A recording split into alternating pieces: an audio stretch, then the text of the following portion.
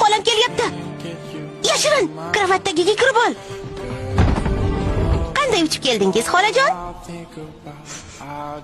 Odam isini sezyapman. Balki o'ychamlik hididir. Odamlar bilan tovuq oyog'ining hidi o'xshaydi.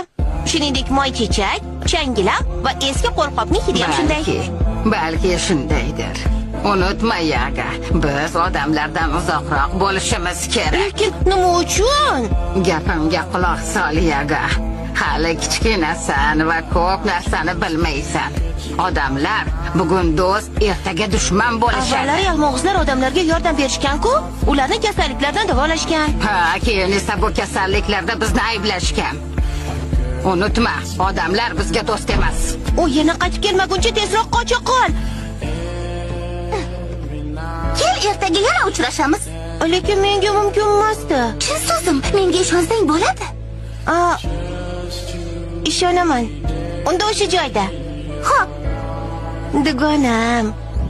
Biz tomonga odamlar kelishyapti. Yolg'iz, ana! Xavotir olma, Yaga. Kitobni olib kel, ularni haydab solaman. Yo'q, u olib ketdimi? Bo'lishi mumkin emas. Kim uni olib ketdi? Dugonam. Meni dugonam bor, shaharlik qizcha. Sizga aytishga qo'rqandim. Seni ogohlantirgandim-ku. Endi kitobsiz nima qilamiz?